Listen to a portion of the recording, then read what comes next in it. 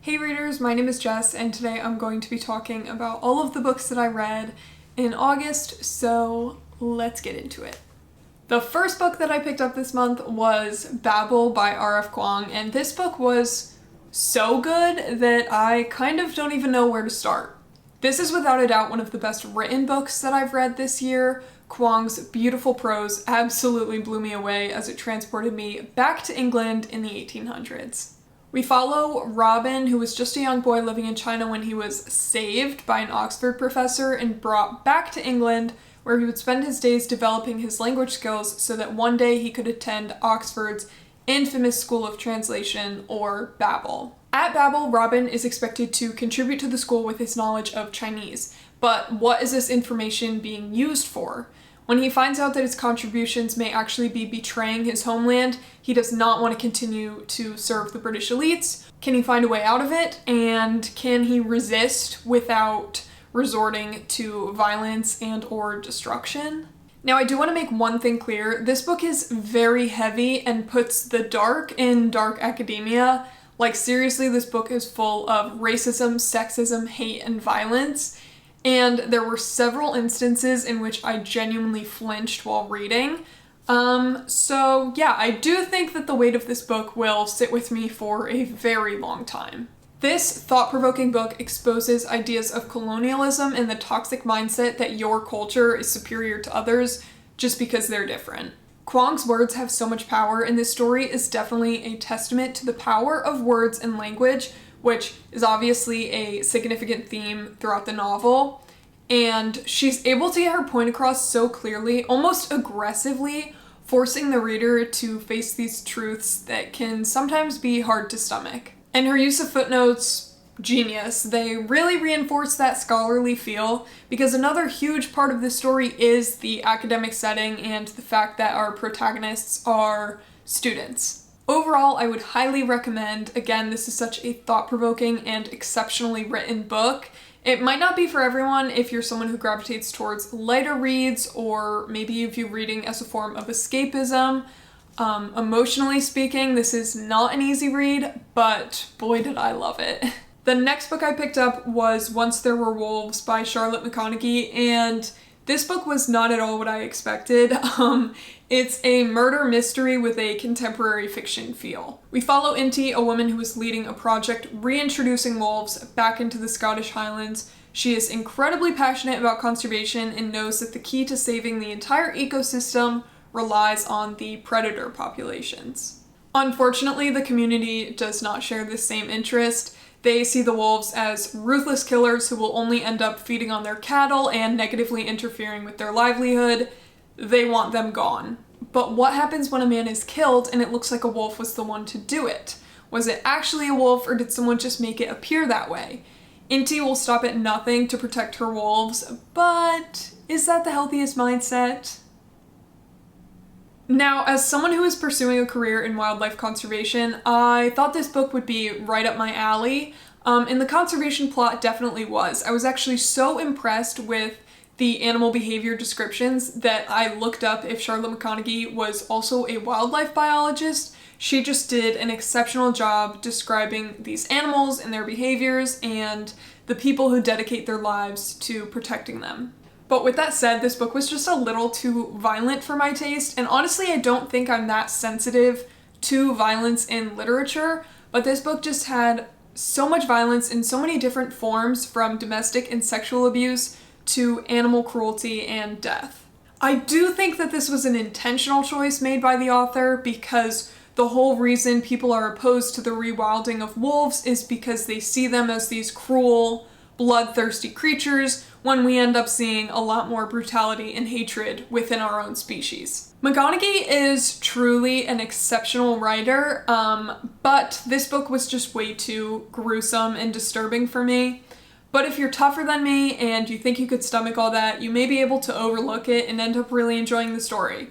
If anyone watches this video and knows of a different fiction book that weaves in conservation science, one that's maybe a bit more palatable, I would love the recommendation. So then I picked up A Prayer for the Crown Shy by Becky Chambers. I really needed a cozy, chill, pleasant story after my last couple of heavier reads, and this one was perfect because it was still meaningful but delivered on that calm, low-stakes vibe I was looking for.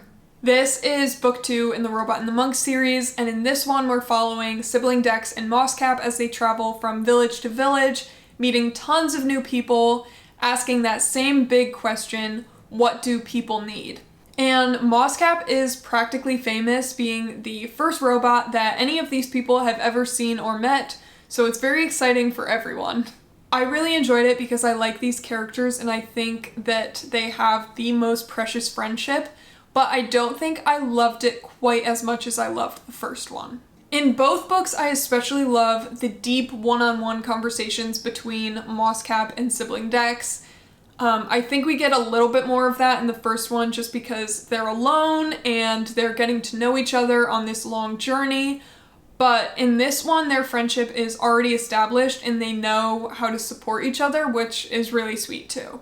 I also think that I may have just picked up the first book at the perfect moment when I really needed to be reminded of the messages it shared, and for that reason, it really resonated with me. Isn't that the best when you pick up a story at the perfect time? Chambers' writing is philosophical and existential, and if you are into that, then I think you should definitely check out this series. It's also really simple, which makes it that much more enjoyable.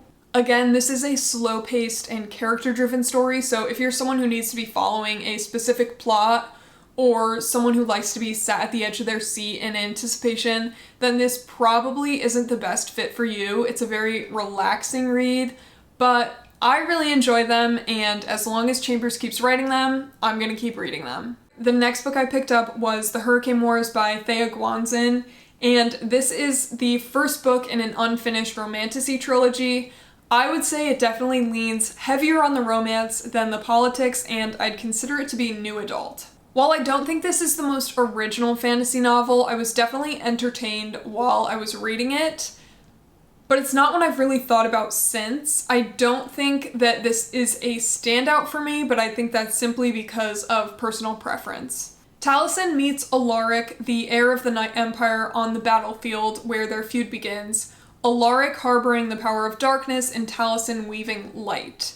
The Night Empire is a realm looking to expand their power through warfare and is responsible for the fall of Taliesin's home, including the loss of her comrades. But if Taliesin has any hope for peace among the continent, an end to this decade-long war, and ultimately to save her nation, she must step up and wed the man that she hates the most, the individual that she considers responsible for her losses, and to be honest, he's not too fond of her either. If you're big on tropes, I feel like this would be right up your alley. It's slow burn, enemies to lovers, arranged marriage, you get it. It very much has that question of, are they going to kill each other or are they going to join forces and become an unstoppable team? Actually, after finishing this book, I found out that it was originally a Reylo fanfiction, and upon reflection, I'm wondering how on earth I missed that with the frequent descriptions of their appearances that make the connection quite clear. It's very obvious that she's describing Adam Driver several times throughout this story, but obviously I'm not the biggest Star Wars fan. I don't know much about the stories, but I can appreciate them and their impact. At times I was a bit frustrated with the back and forth between these two. While I can understand the trepidation, at the same time it was like any time we took one step forward, we had to take 2 steps back. And I guess I just wanted a steadier progression, if that makes sense. This is Guanzin's debut novel, and I haven't decided yet if I'm gonna pick up the next book in the series, which I believe comes out in December.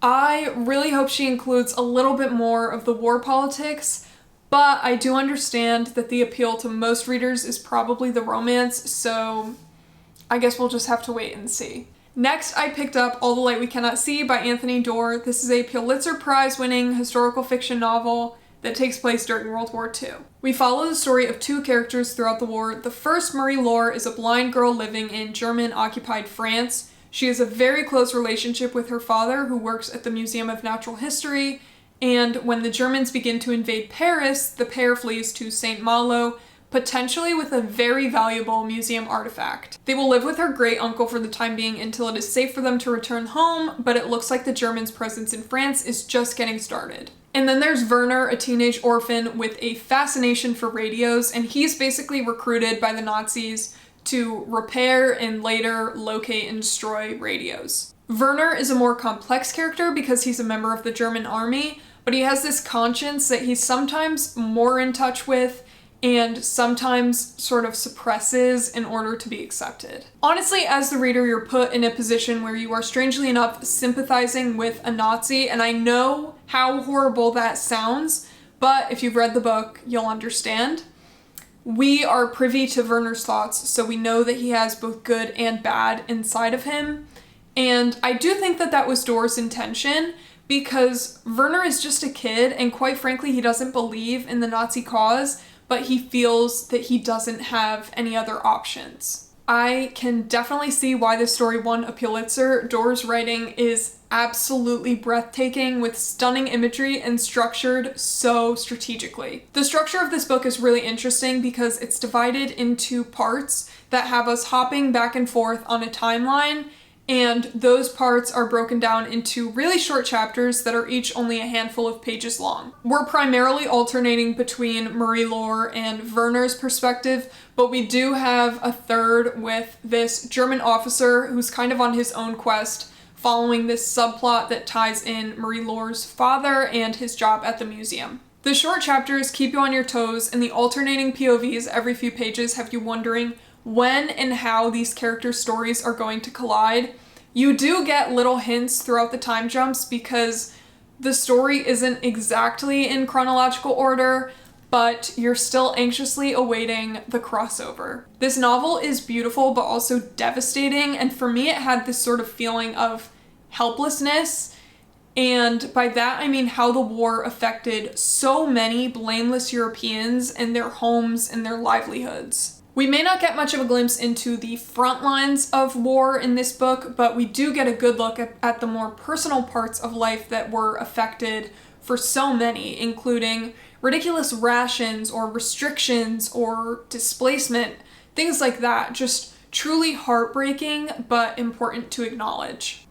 Then I picked up The Brothers Lionheart by Astrid Lindgren, and this is a children's novel. It was very difficult for me to find a copy, but I'm so glad that I did because it is a truly beautiful story. I only heard about this book because I was stalking Frederick Bachman's Goodreads profile, and I saw that this was his only rated book, and it just so happened to be a 5-star rating.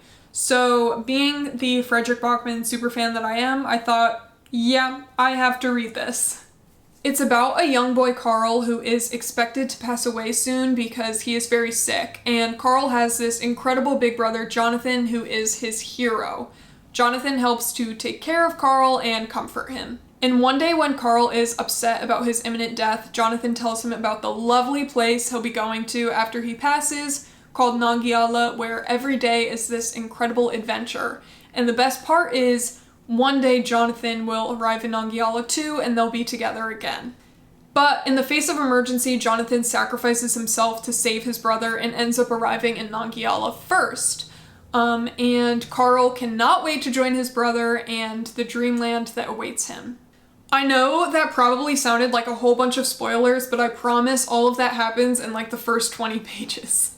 Anyway, when he finally arrives, it is as pleasant as Jonathan described it to be. But it doesn't take long for them to realize that Nangiala is falling victim to oppression, and Jonathan bravely steps up to help the cause, and Carl wants to be right by his big brother's side throughout it all. I think that there are different ways to interpret this story, but regardless of what you believe, this is a story about a young boy gaining courage and strength that he didn't think he had.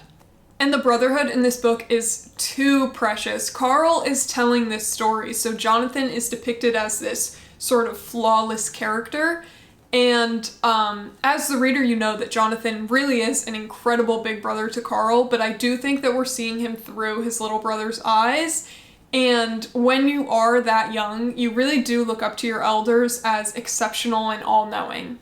Because I'm reading this story for the first time in my adulthood, it's hard for me to say if the themes of mortality would have freaked me out when I was younger, But reading this now, I thought that Lindgren was able to fill the story with a lot of hope and love, and that idea that the love that we share in this life extends beyond our own mortality. I think that's beautiful. Finally, I picked up The Disappearances by Emily Bain Murphy, and this is a novel filled with magic and mystery and lovable characters. I had actually never heard of it before, but I was so pleasantly surprised.